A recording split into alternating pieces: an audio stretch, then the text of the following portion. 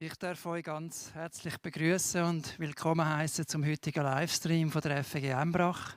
Herzlich willkommen alle FEGler, herzlich willkommen alle Gäste, die einfach mal so reinschauen oder die zu einem späteren Zeitpunkt sich einschalten.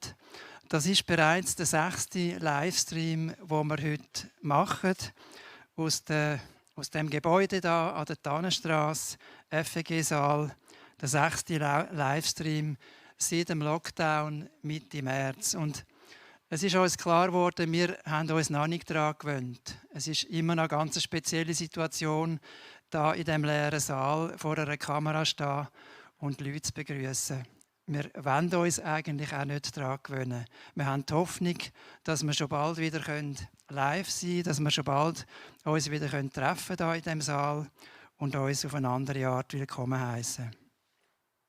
Es gibt ein bisschen Licht am Horizont. Nachrichten gehen in die Richtung, dass wir uns Mitte Juni eventuell wieder treffen können. Wenn das so wäre, dann wären wir jetzt eigentlich in der Halbzeit.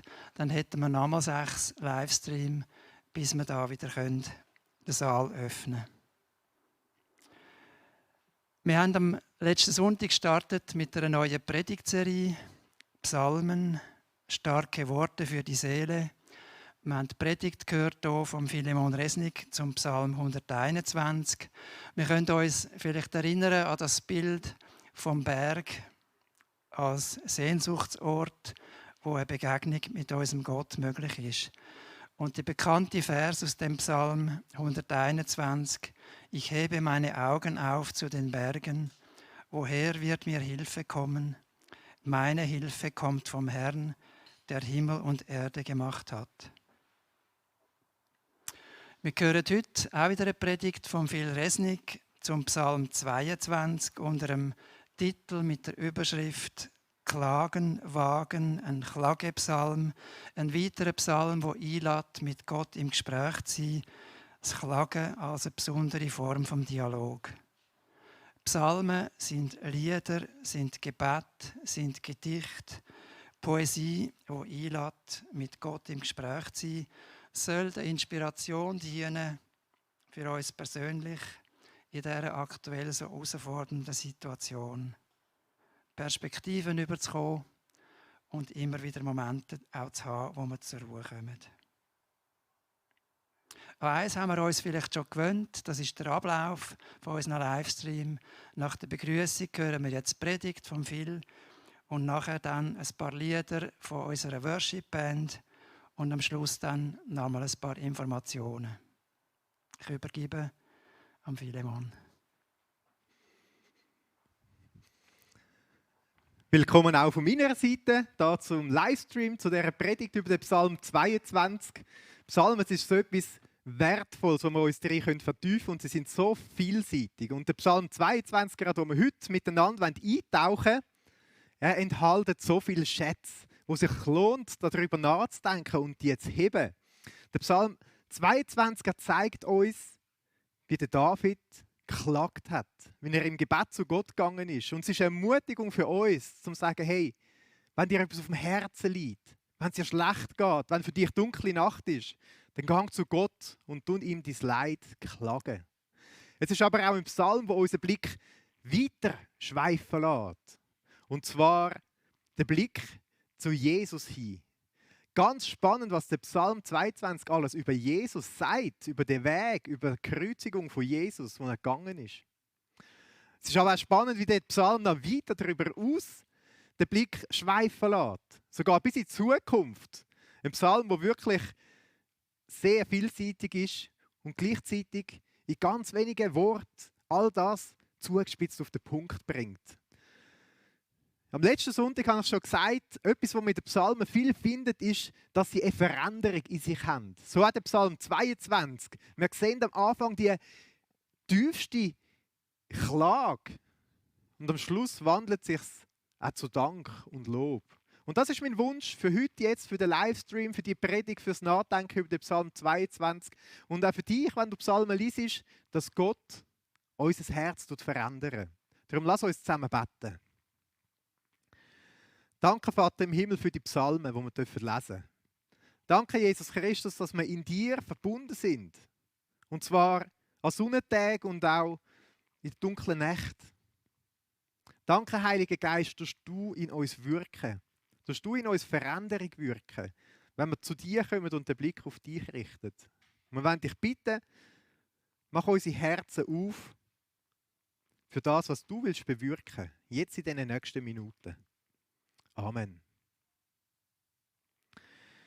Psalm 22. Ganz spannend, was uns da alles entgegentritt. Und wir wollen es miteinander lesen. Der Psalm hat 4 Strophen. Das ist ein bisschen ein längerer Psalm. Wir lesen nicht den ganzen Psalm miteinander heute. Aber wir wollen mal jetzt zum Start die erste Strophe miteinander lesen. Das sind die Verse 1 bis 12. Wenn ihr die Bibel parat habt oder gerade noch aus dem Schränkchen geholt habt, dann könnt ihr aufschlagen mit mir Psalm 22. Ich lese da die Verse 1 bis 12. Das heisst da ganz am Anfang im Vers 1 ist ein Psalm von David, vorzusingen nach der Weise die Hirschkuh der Morgenröte. Interessant, eine Melodie, die herbeizogen wird nach einer dunklen Nacht. Und dann geht es los im Vers 2. Mein Gott, warum hast du mich verlassen? Ich schreie, aber meine Hilfe ist ferne. Mein Gott, des Tages rufe ich, doch du antwortest nicht. Und des Nachts, doch finde ich keine Ruhe. Aber du bist heilig, der du thronst über den Lobgesängen Israels.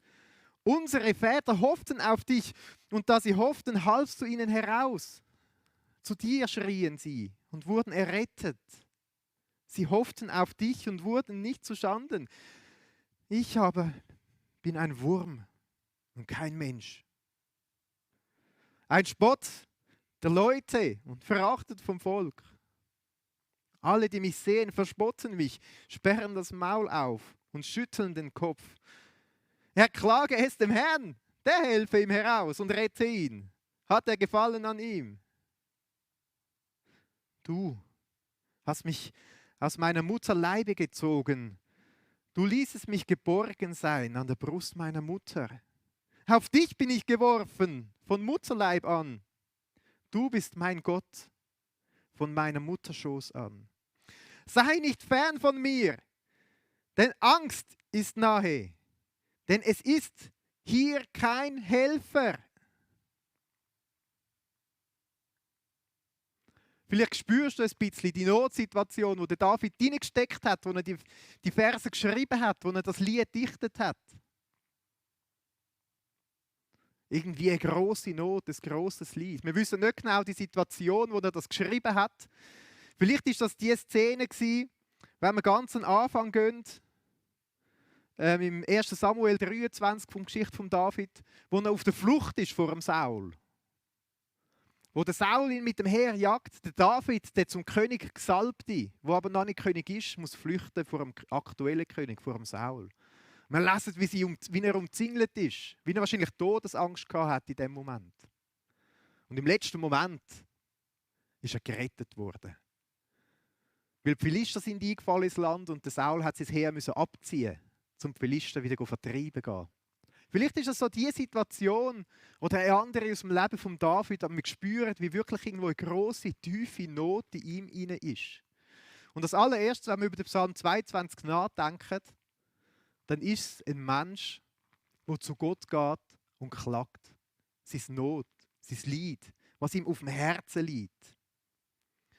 Vielleicht kennst du auch so Situationen, wo dir die Sachen schwer auf dem Herzen liegen. Wo du selber so wie in einer dunklen Nacht, in einer Notsituation drin bist. Am Anfang ist vielleicht noch alles gut und du denkst, ja, es geht schnell vorbei. Du gehst schön zu Jesus, du beten. Und irgendwann kommst du an den Punkt, wenn es jeden Tag nur noch schlimmer wird, wo du sagst, okay, jetzt muss es langsam vorbeigehen. Jetzt mag ich dann nicht mehr. Was hat es überhaupt einen Sinn hinter dem Ganzen?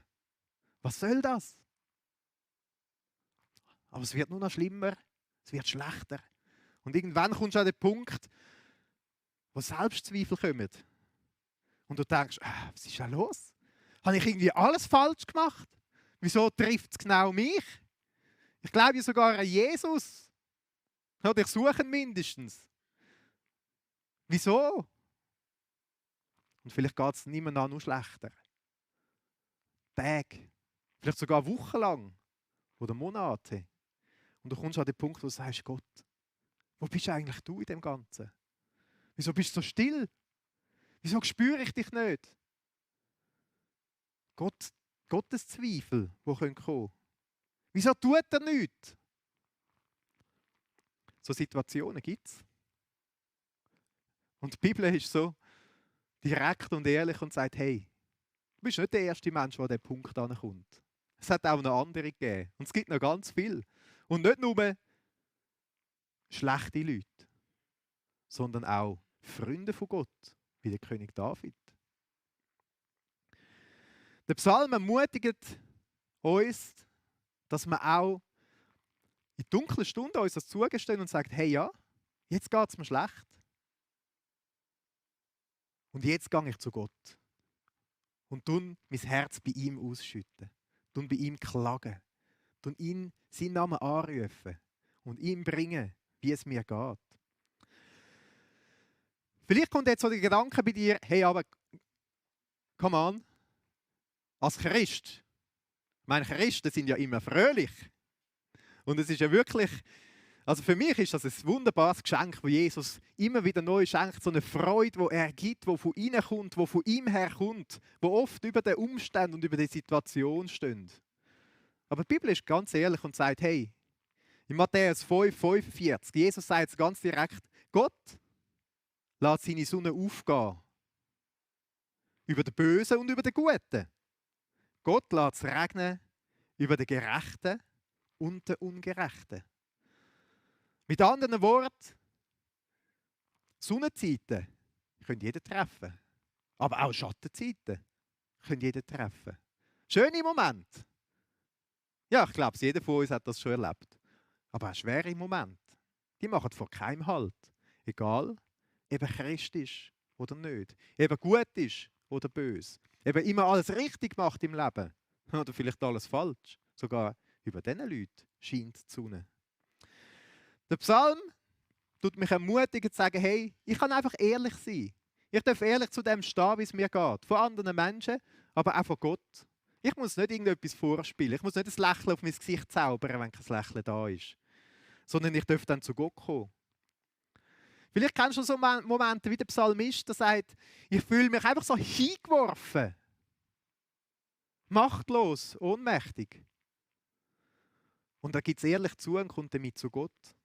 Er sagt, die anderen Leute spotten über mich. Vielleicht hast du das auch schon erlebt, dass andere gesagt haben, hey, du bist doch ein Christ.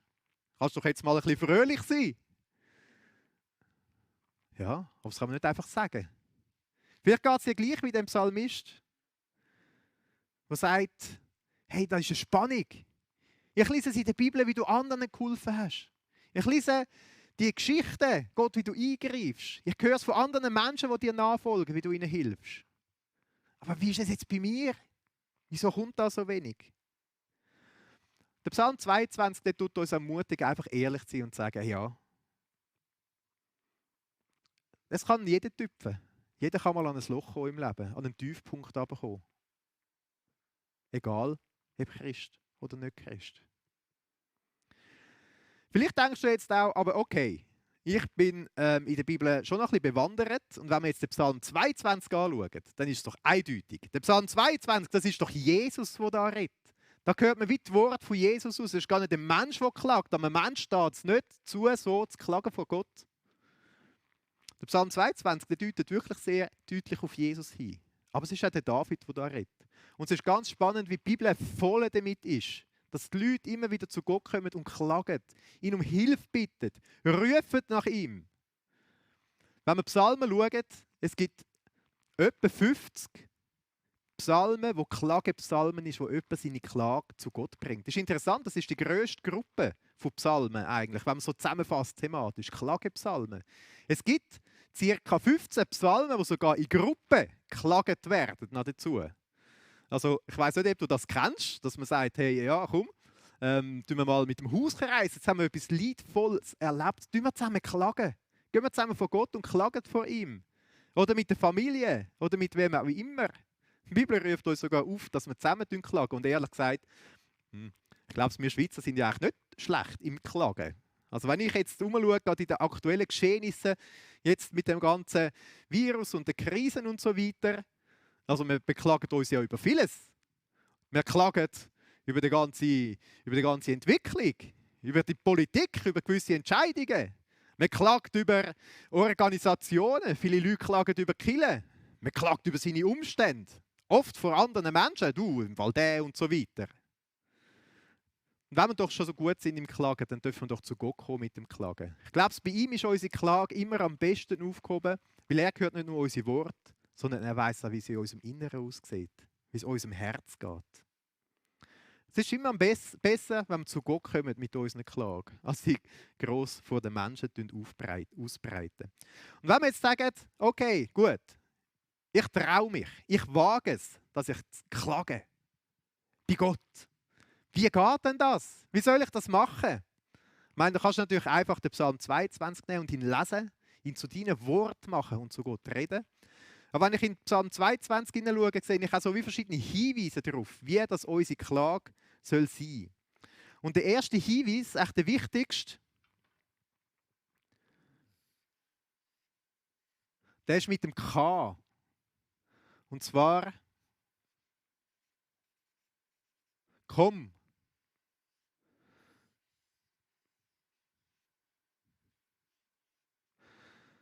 Das dürfen wir dann zurufen, sagen, komm doch zu Gott.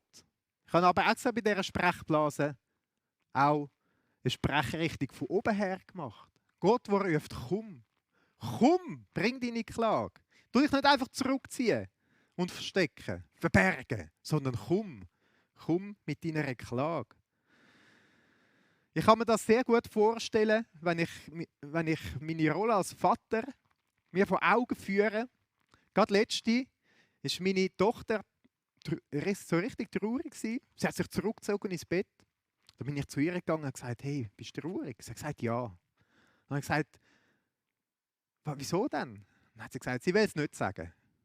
Dann habe ich gesagt, komm, erzähl mir doch, was dir auf dem Herzen liegt.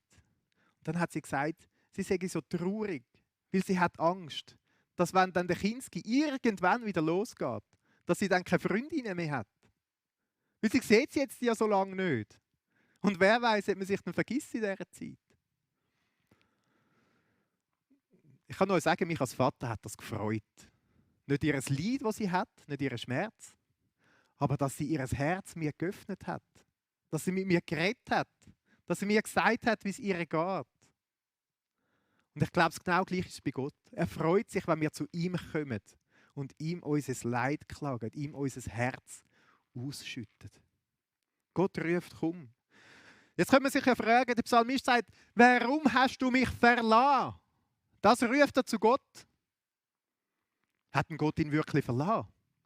Oder fühlt er sich so in dem Moment? Spannend, wenn man in die Bibel hineinschaut, dann ist das einer von diesen Gedanken, der immer wieder kommt.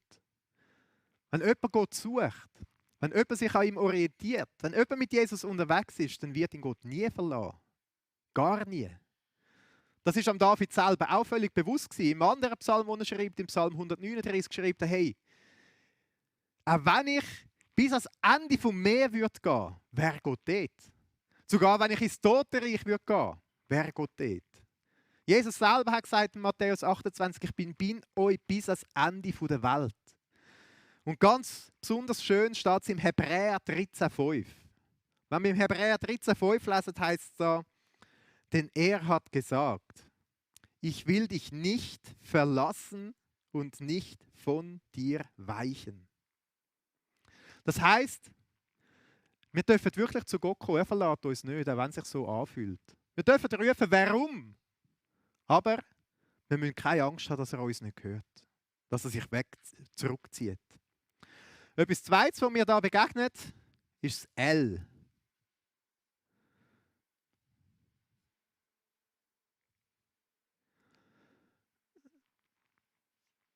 Ich nenne das Leid nennen.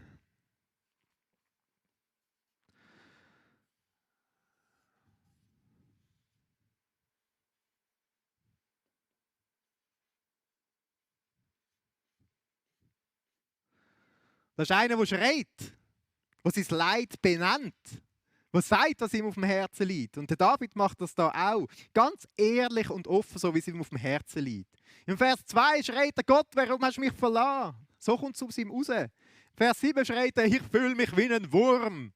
Vers 18: Alle spotten über mich. Im Vers 13, dort wird es noch extrem. Er sagt: Ich fühle mich wie von Bestien umzingelt. Ich fühle mich hingegossen wie Wasser. Meine Gebeine sind zertrennt. Meine Eingeweide sind verschmolzen. Und der Höhepunkt im Vers 16: Ich bin einfach so in den Todesstaub hineingeworfen. Der David, der kommt und tut sein Leid wirklich benennen. Für mich eine Ermutigung zu sagen: hey, okay, wir dürfen zu Gott kommen und wirklich auch unser Leid benennen. Das Nächste, was ich entdecke in dem Psalm, ist ein A.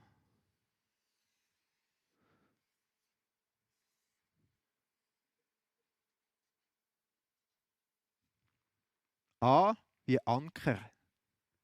Das ist so ein bisschen wie die erste Gruppe, die erste Dreiergruppe von diesen Sachen, die wir hier entdecken. Der David wirft seinen Anker zu Gott. Ihr habt vielleicht gestaunt, wieso habe ich jetzt den da oben gezeichnet, den Anker? Da lässt man doch sonst ins Wasser rein. Aber der Psalm zeigt mir, dass es sich lohnt, seinen Anker immer bei Gott einzuhängen. Bewusst zu Gott zu rühren und dort eine Verbindung suchen. Es ist ja spannend. Der David, der da klagt, er fühlt sich von Gott verlassen, aber sagt: Mein Gott, meine. Du bist das Einzige, was ich noch habe. Er wirft seinen Anker bei Gott ein. Ein bisschen später redet er davon, im Vers 11, vom Mutterleibe an. Also, als er noch ganz klein war, so dort bin ich auf dich, Gott, geworfen gewesen. Schon dort war das die Verbindung, der Anker bei Gott, wo ihm überhaupt Halt gegeben hat. Und er ist ganz ehrlich und sagt: Gott, ohne dich würde ich nicht existieren. Er wirft seinen Anker bewusst auf Gott. Wenn wir weiterlesen, sehen wir auch, wie der Klagende da G wie Geduld.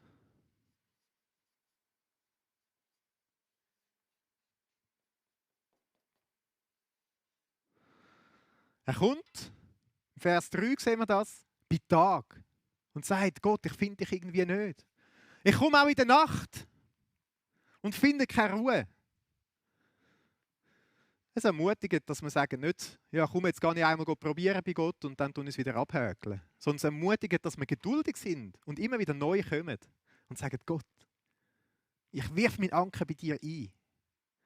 Das Volk Israel, die sind ein Vorbild, als sie in der Gefangenschaft waren in Ägypten. Sie haben 400 Jahre lang Geduld gehabt und immer wieder geklagt und Gott gesucht und ihn um Befreiung gebeten, um Hilfe, um Rettung. Und Gott hat erhört. Es gibt ganz viele Geschichten in der Bibel, wo Menschen nach Gott rufen, wo sie Geduld brauchen. Ich weiß nicht, wie das am Abraham gegangen ist, wo er auf seine Nachkommenschaft gewartet hat. Viele Jahrzehnte hat er keine Kinder gehabt, mit der Sarah zusammen. Das braucht Geduld. Ich kann mir vorstellen, wie der Abraham immer wieder gekommen ist zu Gott und sein Leid geklagt hat. Gott, das ist deine Verheißung. Aber die Realität sieht anders aus. Gott, wo bist du? Gott, wo ist deine Antwort? Geduldig bleiben. Etwas, was der Psalmist auch macht, das E. Die 6 Punkte, sicher hast du das schon gemerkt. K, L, A, G, E. Das gibt das Wort klagen. So kannst du vielleicht die 6 Punkte einprägen und kannst es mitnehmen für dein eigenes Klagen. Und das E steht für erwiesen. Der Psalmist sagt: Hey, ich bin doch schauen, wie haben es die Väter gemacht? So nennt er es selber. Und dort hast du eingegriffen, hast du gewirkt, hast du gerettet. Und es ist eine Ermutigung für uns,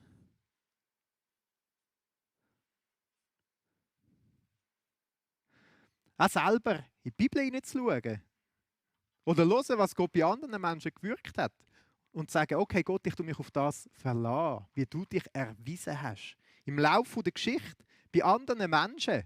Es ist ja auch ganz spannend, wie der David sagt: Hey Gott, du bist heilig. Du bist doch da irgendwie gegenwärtig, du thronst über den Lobgesang von Israel. Du gehst nicht weg. Schon die Väter haben nach dir gerufen und du hast sie erhört, du hast sie gerettet. Also der David weiss in seiner Klage, dort wo er den Anker hineinwirft und auch mit all seinem Schreien und mit seinem Leiden, weiss er trotzdem, Gott ist der, der sich erwiesen hat. Und dann noch der 6. Punkt. N.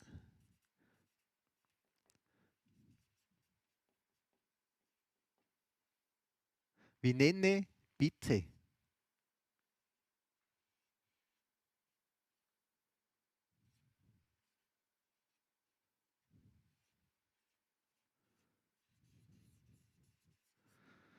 Wenn wir zu Gott kommen und rufen, dann dürfen wir auch sagen, was wir wollen.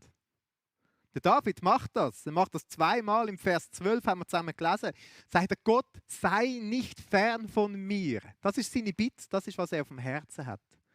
Mich ermutigt das einfach zu sagen, hey, ich komme zu Gott und nicht nur klagen, sondern ich sage ihm auch, was ich denn will, was mir auf dem Herzen liegt. Ich tue mich in dem Sinne nicht nur beschweren, sondern ich tue auch klar äußern, was mein Wunsch ist. Was ich mir wünsche von Gott. Wenn ich mir sein Eingreifen vorstelle. Heisst nicht, dass ich nicht offen sein soll für das, was Gott will tun. Vielleicht auf andere Art und Weise. Aber ich soll benennen, was meine Bitte ist. Das ist so ein bisschen wie die zweite Gruppe. 6 Punkte, wie dass wir klagend vor Gott kommen. Ich will dich ermutigen, wag's. Wag's in deinen dunklen Stunden zu Gott kommen und zu klagen. Mit dem Psalm 22, mit diesen 6 Hinweisen. Und so in dieser Art ein Gespräch suchen mit Gott und wirklich zu kommen. Wir wollen aber an diesem Punkt auch noch einen Schritt weiter gehen. Es ist ein ganz spannender Psalm 22, die Klage, die wir hier lesen, wie sich das erfüllt hat in Jesus. Es ist interessant, wie das der David den Psalm dichtet hat. Er braucht da so eine poetische Form, eine Art, eine Redeart, eine Redefigur, dem sagt man Hyperbel. Das ist, wenn man die Sachen überspitzt darstellen. Das kommt häufig vor in den Psalmen, das macht man viel in der Poesie, das macht man auch im Alltag übrigens. Vielleicht bist du heute Morgen aufgewacht und hast gesagt, boah, ich fühle mich wie gerädert. Ich meine, da weiss ja jeder, du bist ja nicht wirklich gerädert, sonst würde ja das Wagenrad in deinem Bett liegen und du wärst irgendwie draufgebunden oder so.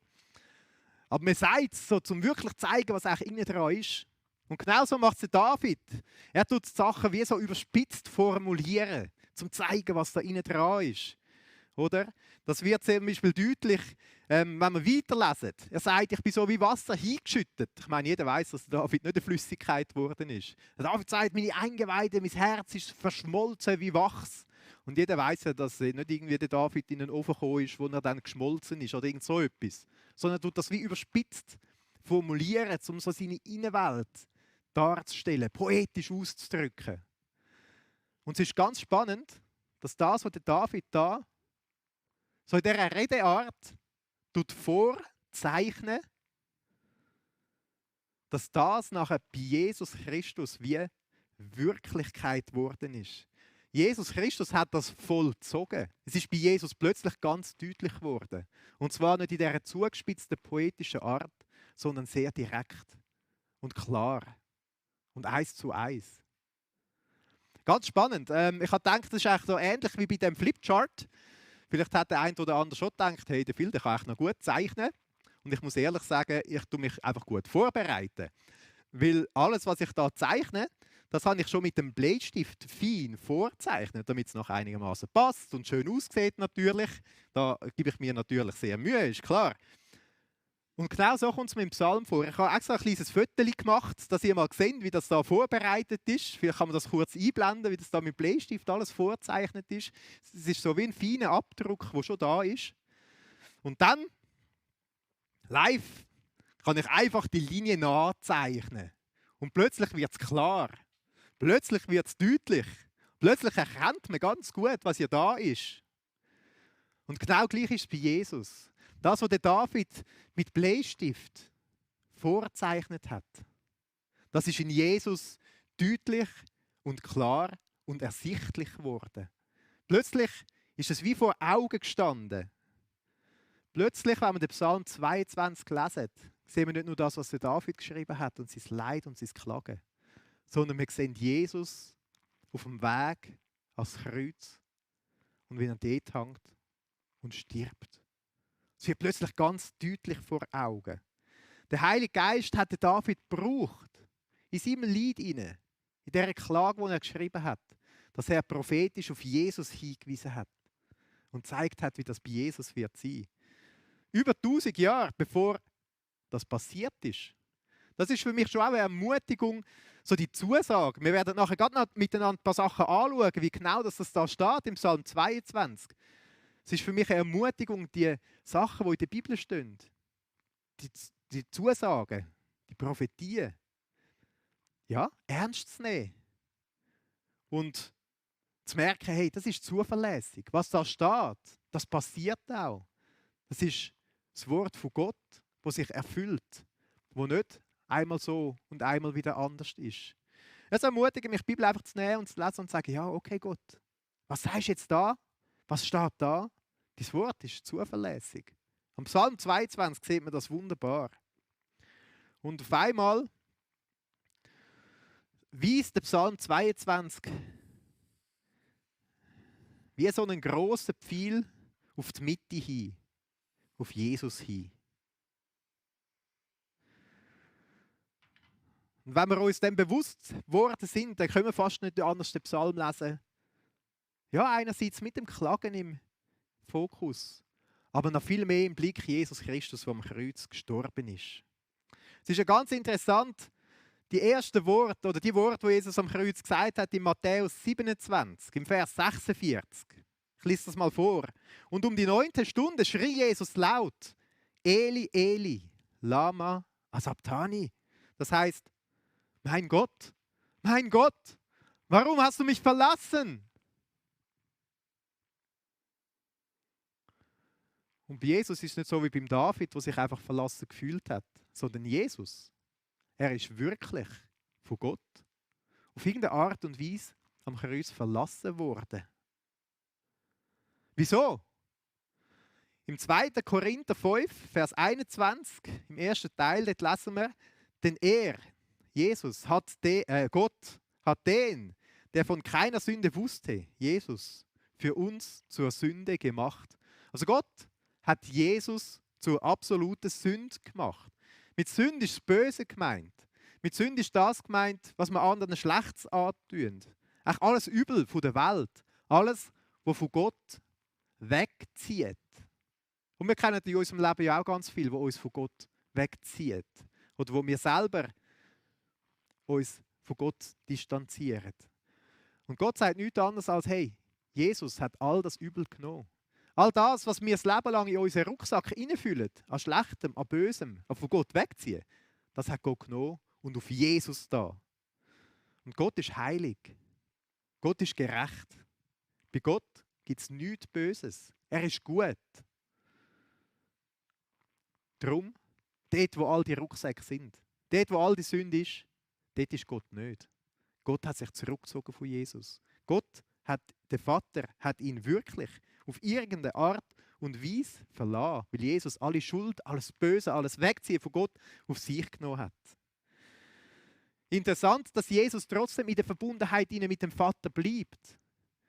Er sagt ja, mein Gott, warum hast du mich verlassen? Kurz bevor er gestorben ist, sagt Jesus, ich befehle meinen Geist in deine Hände.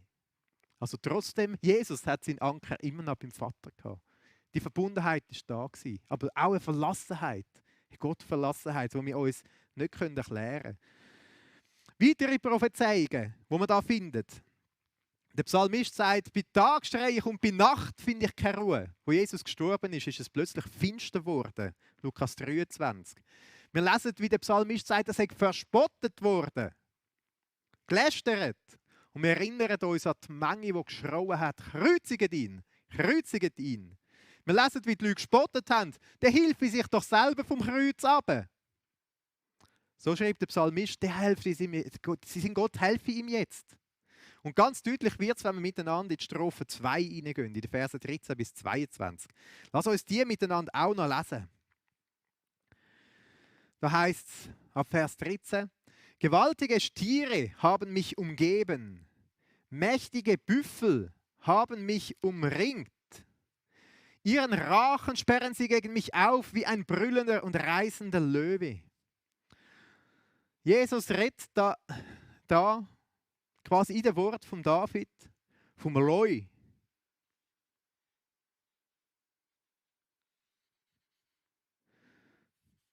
Von Bestien.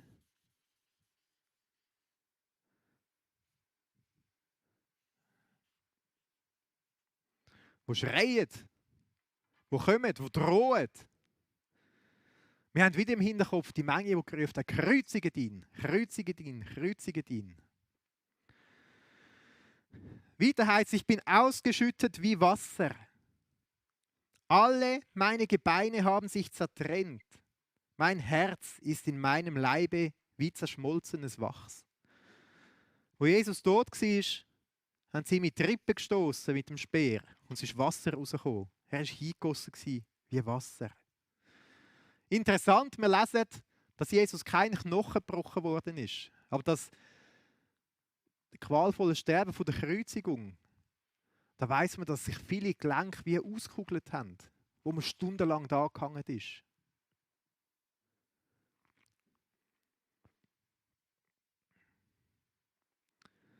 Meine Gebeine haben sich zertrennt.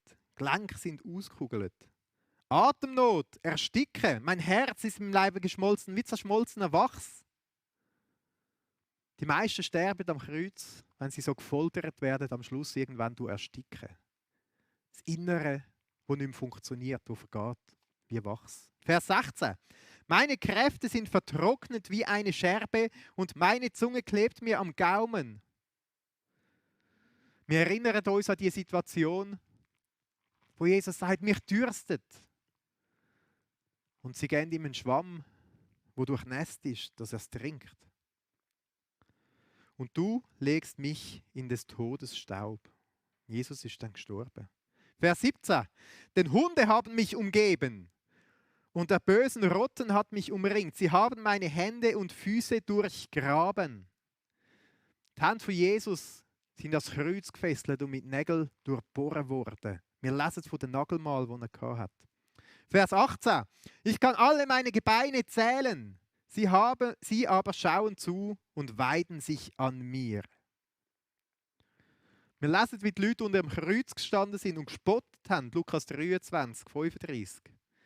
Vers 19. Sie teilen meine Kleider unter sich und werfen das Los um mein Gewand. Wir lesen, wie sie unter dem Kreuz waren, die Soldaten, und das Los geworfen haben, gewürfelt haben ums Kleid von Jesus.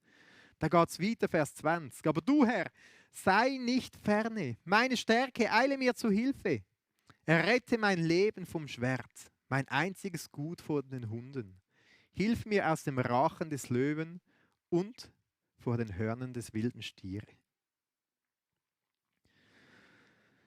Also der Blick auf Jesus, der zeigt all die verschiedenen Sachen.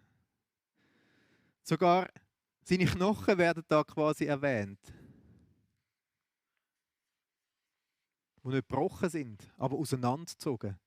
Der Blick auf Jesus.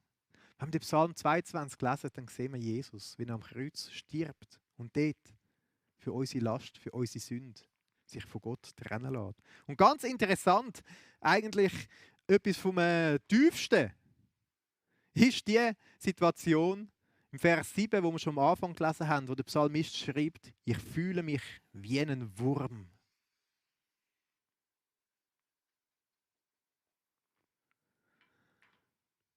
Ein Wurm? Wieso jetzt ein Wurm?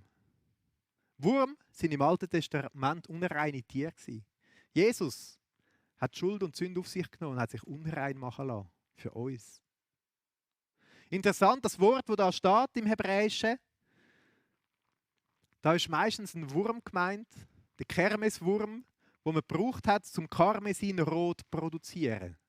So eine Art eine Blattlaus. Und die, interessanterweise, wenn das Weibli die Eier legt, tut sie so wieder draufhocken und stirbt irgendwann, und die Hülle von dem Wurm, der bleibt dort als Schutz für seine eigenen Kinder.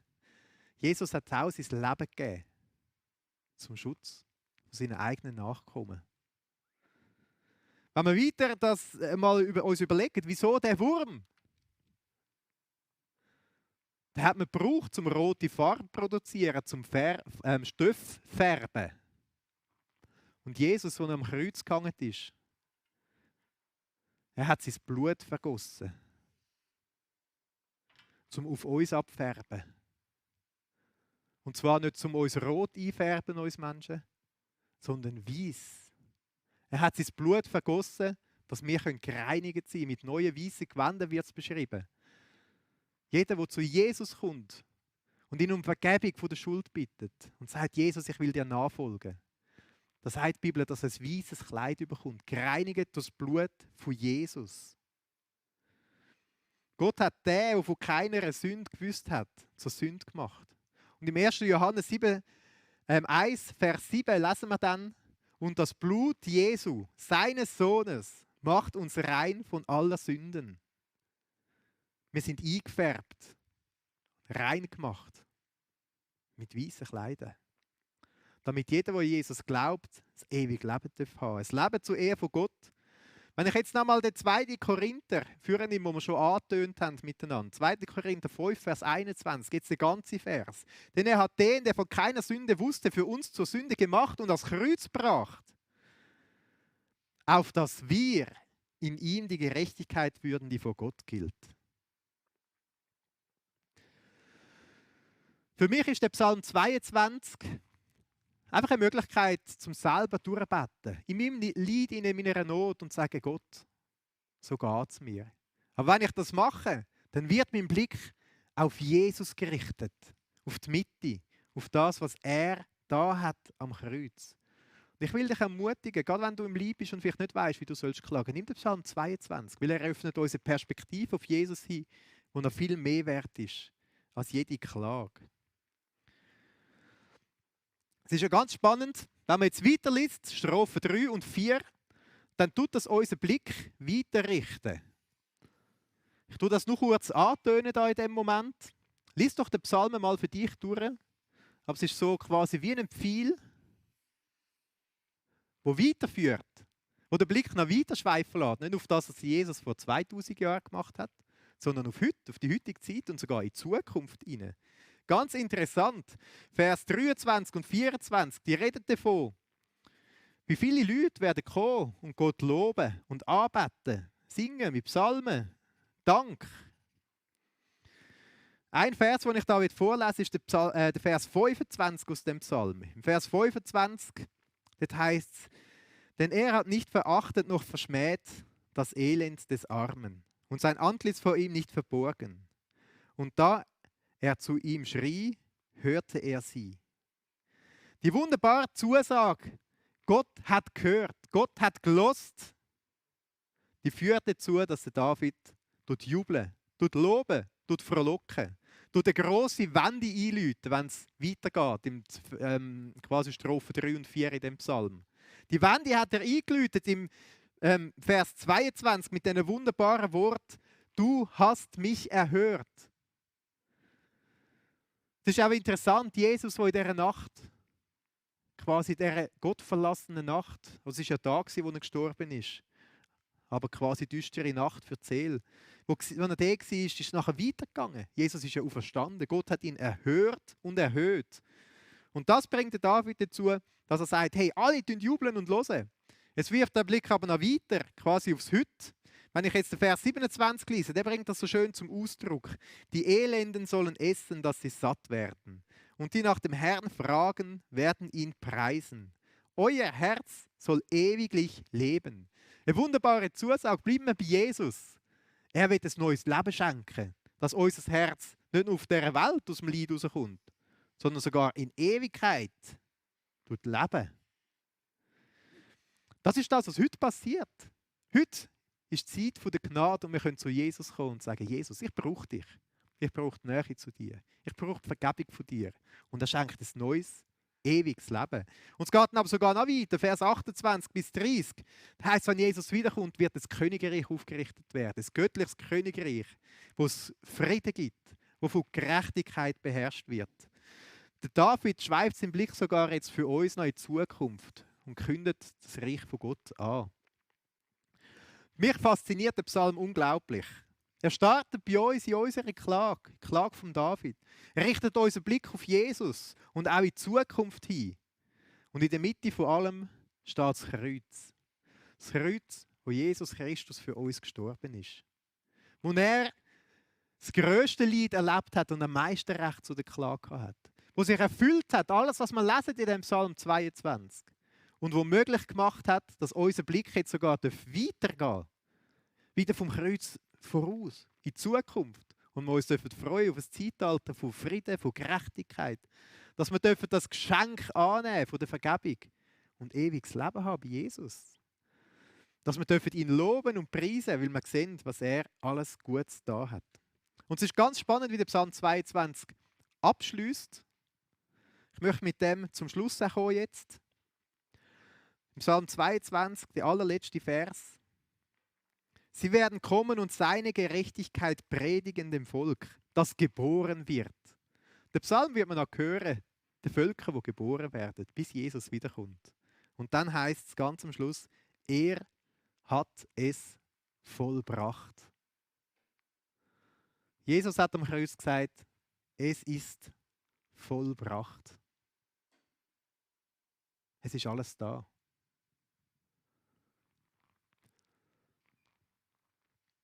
Darum lass uns auf Jesus schauen. Lass uns Gott suchen. Lass uns in der Klage den Anker bei ihm einwerfen. Und geduldig sein und dranbleiben. Auch wenn wir uns manchmal verlassen fühlen. Und lass uns unser Herz verändern. Dass wir immer wieder neu die Perspektive auf Jesus dürfen haben. Was ist für dich dran? Was willst du mitnehmen? Vielleicht ist für dich dran eine Ermutigung, zum Gott wirklich deine Klage und dein Leid zu bringen. Nicht nur heute. Vielleicht geht es dir heute wunderbar. Vielleicht kommt es erst in ein paar Wochen oder in einem Jahr oder ein paar Jahren, dass du mal am Tiefpunkt bist und du musst sagen, jetzt will ich wirklich klagen. Dann behalte das in Erinnerung und bring deine Klage zu Gott. Nimm den Psalm 22 und einen anderen Klagepsalm führen. Mach es zu deinen eigenen Worten. Du es durchbeten. Du es umformulieren und schütt dein Herz bei Gott aus, weil er kennt dein Herz. Vielleicht ist es aber auch einfach daran, dass du sagst, ich will meinen Blick immer wieder neu auf Jesus richten. Der Blick, den der David da vorausprophezeit hat, wo wir jetzt sehen dürfen, das hat sich erfüllt. Und noch viel weiter geht, als nur für das, was Jesus am Kreuz da hat. Lass uns miteinander beten. Danke, Vater im Himmel, für die Zuverlässigkeit von deinem Wort. Danke, dass wir den Psalm lesen, der so alt ist, dass wir sehen dürfen, wie es sich erfüllt hat. Und dass wir sogar unseren Blick in die Zukunft richten und dürfen wissen, Jesus, du erfüllst auch die Zusagen, die noch bevorstehen. Danke, Jesus, dass wir dürfen wissen, dass du selber durch das grösste Leid und durch die dunkelste Nacht durchgegangen bist. Du bist sogar durch die echte Gottverlassenheit durchgegangen, die wir uns vielleicht gar nicht vorstellen können. Wir wollen dir Danke sagen, Jesus, dass du darum auch uns kennst. Du kennst auch mich, du kennst mein Herz und du kennst mein Leid. Andere Menschen können es vielleicht nicht nachvollziehen und können es nicht verstehen, wie es mir geht, aber du, Jesus, du kannst es.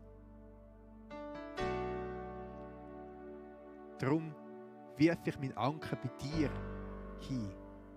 Mache mich fest an dir und ich komme geduldig bei Tag und bei Nacht und suche dich und klage dir.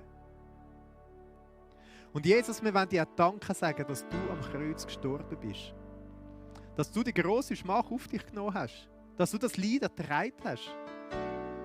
Dass du dich zum Wurm machen lassen hast. Dass du unrein geworden bist und auch meine Schuld getragen hast. Danke, Jesus, bist du dir nicht zu schade gewesen und hast gesagt, okay, es kostet mich alles, bis meine Eingeweide zergehen wie Wachs. Die Hände durchbohrt werden, die Leute spotten und ich ganz vom Vater verloren bin. Aber Jesus, du bist den Weg gegangen, nicht weil es Spass macht oder irgendwie aus Sinnlosigkeit oder so, sondern aus Liebe zu mir und aus Liebe zu dir. Danke, Jesus, bist du den Weg gegangen. Und ist nicht dort stehen geblieben, sondern bist du auferstanden. und dürfen wir Zukunftsperspektive haben bis in Ewigkeit. Danke, Heiliger Geist, zeigst du uns immer mehr von dieser Wahrheit. Amen. Nimm den Psalm 22 mit. Gib Jesus eine Antwort mit dem, was dir jetzt auf dem Herzen liegt. Und lies die Verse doch mal für dich, den ganzen Psalm durch. Lass ihn einmal auf dich wirken, im Moment der Stille. Und ich wünsche dir da Gottes Segen dazu.